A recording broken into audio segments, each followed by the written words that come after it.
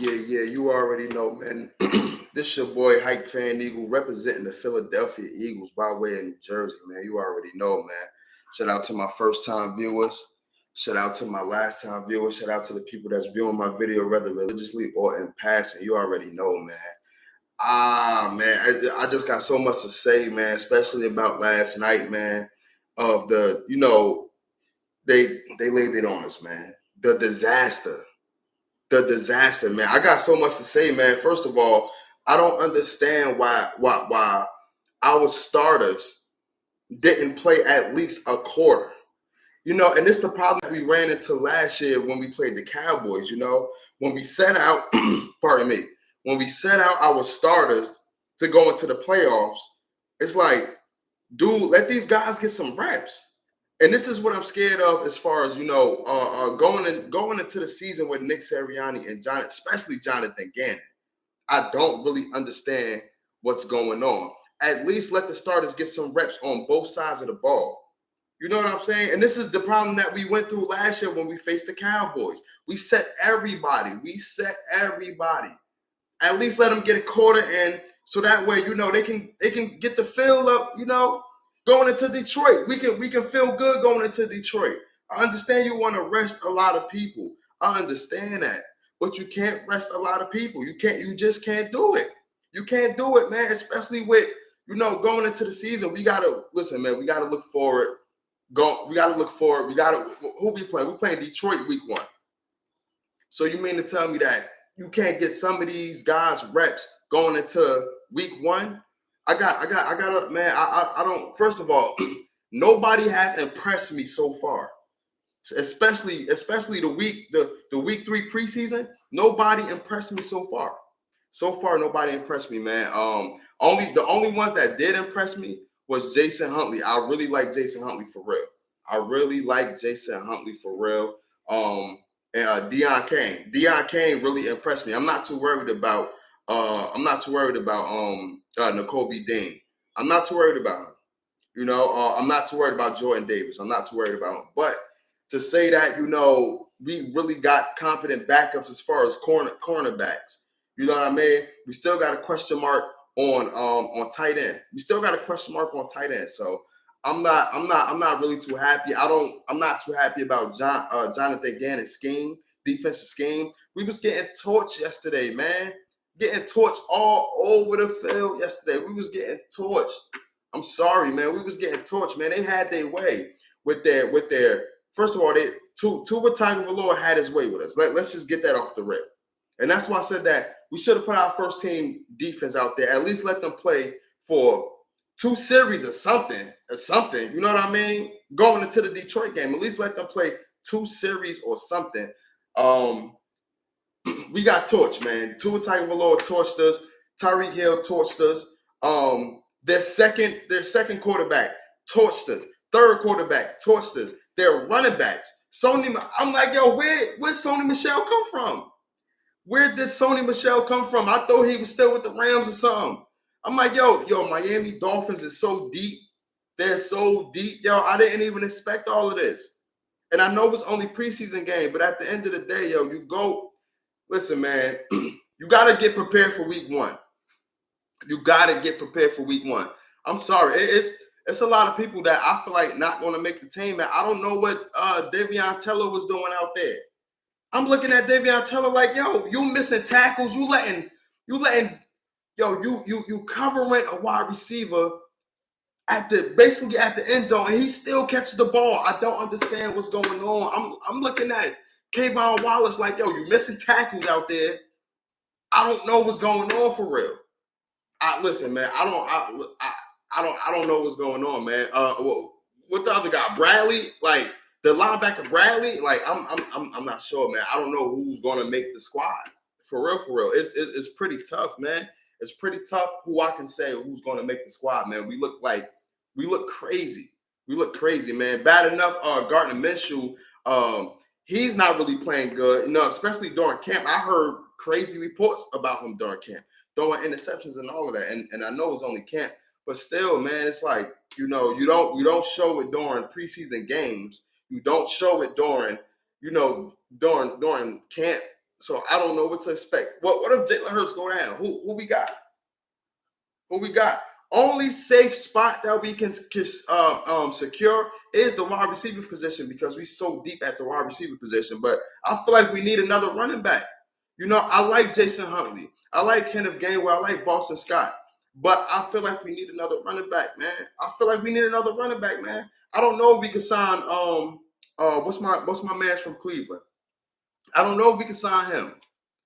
I don't know if we can sign him. We need another running back, man. Like when I looked at Miami's running back, they're so deep at running back, yo. They got Raheem Mostert.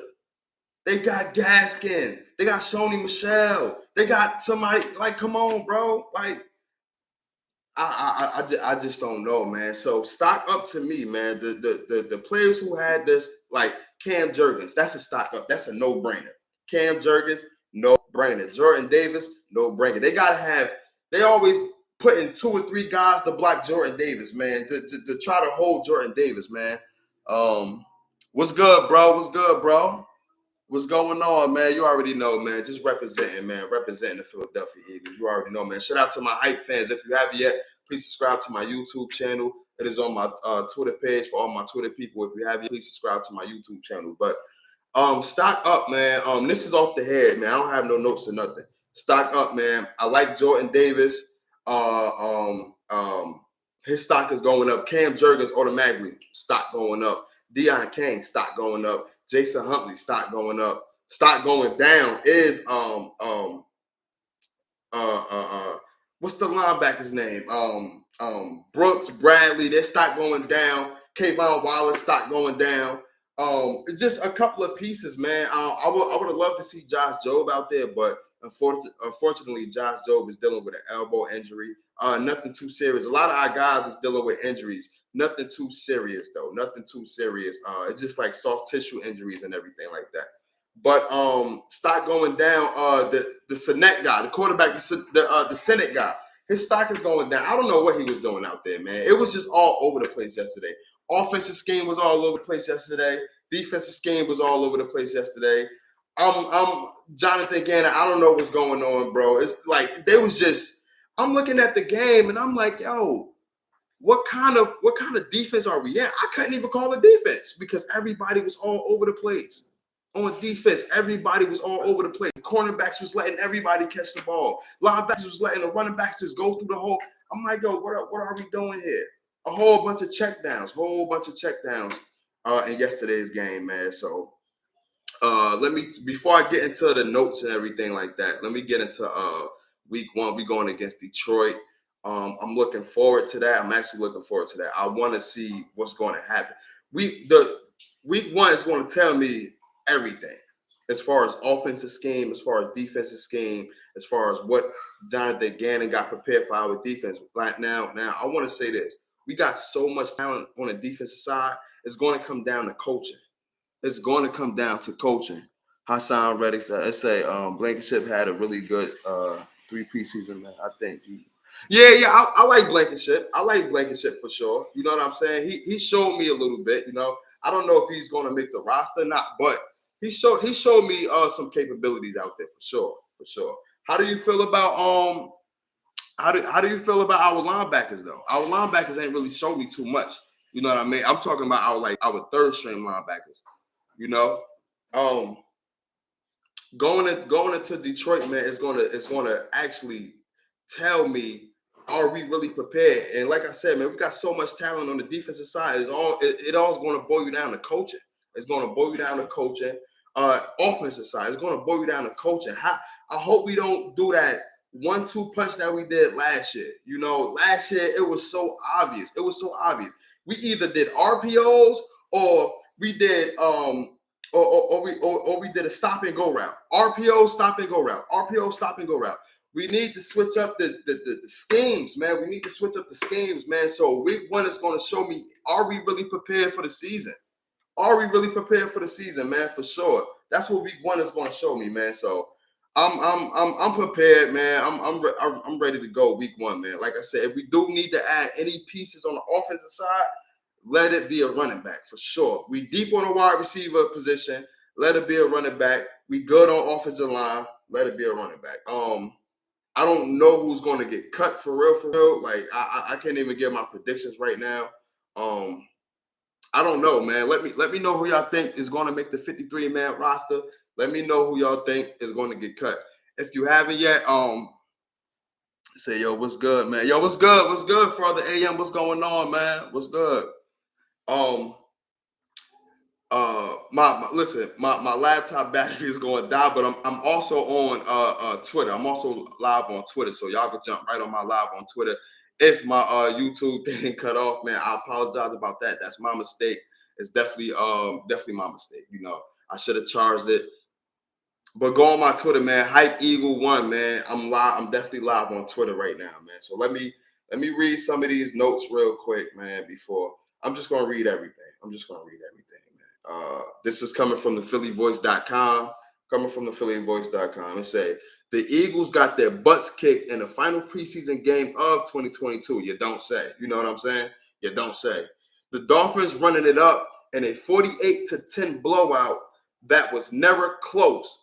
When the game begins with the opponent starters playing guys who may or may not make their roster, it's a recipe for a long and boring evening.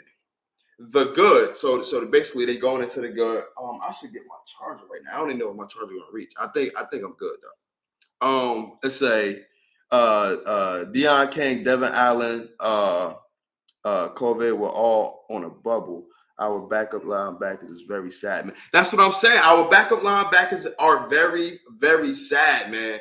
You know, Bradley, it was sad. Teller was out there looking crazy. You know what I mean? Kayvon Wallace missing tackles. It was like, bro, and these were the guys I was expecting to go into camp and making some noise. You know what I'm saying? These were the guys that I was like, I was really high on, especially Taylor and Bradley, and especially Kayvon Wallace. Kayvon Wallace been an Eagle for like 38 years. You know, I'm over exaggerating, but 38 years. You know what I'm saying? 38 years. So I don't know what's going on, man. I don't know what's going on. Let me get back into these camp notes. The good. It say Patrick Johnson getting a sack against Miami's first string was nice early. Nice early play for the Eagles on defense. It's and it was a stabilizing moment for the group that had been struggling up to that point. And who can blame them? A group of backups and third strings are going to fare poorly against the top units for the Miami Dolphins, basically. Thanks to this play, it said a promising drive for the Dolphins ended up stalling out. And it was basically the only thing that prevented Miami from scoring the touchdown on each of their first three possessions. So, like I said, man, Miami just looked crazy, man. They looked crazy good, man. Shout out to Tua, though. The only good play I saw for real that the defense got on Tua was that sack that we had on Tua, but that was it. It say free safety Reed Blankenship will take his spot. Yeah. I like I said, I saw a little bit out of Blankenship, but I haven't saw enough out of Blankenship. Let's get into the bag. It say 2+ quarters of Reed Sinnett at quarterback is certainly a thing you could do as a professional football team. Anyone who was not paid to watch this game or related to Sinnett who didn't turn the game off when he checked in is special level of dedication. With Sinnett at quarterback, it felt like 95% of his throws went no further than 5 yards beyond the line of scrimmage. That's what I said. It was a bunch of checkdowns, bro. It wasn't no him throwing the ball down the field. It was a bunch of checkdowns, bro. I don't understand that. I literally don't understand that. And that's what scares me going into the Detroit game with Nick Sirianni. Like, I hope it's not, no dinking and dunking or no checkdowns or no RPOs and like the same plays we had last year. Man. I hope it's not that. I just hope it's not that for real, man. Just the same 2 plays that we had last year. I just hope it's not that, man. I hope it's not that. Line of scrimmage, let's say beyond the line of scrimmage, and any throws that threatened to challenge that barrier made clear why he didn't do much either than check down and hit those short timing routes. Facing a 3rd and 21 early in the second quarter, Sinnett delivered a near perfect throw to the Dolphins by the grace of higher power, somehow managed to avoid getting interception on that play. And say, here's the bad news. On his sixth series, Sinet did end up throwing an interception with a bad throw to his left.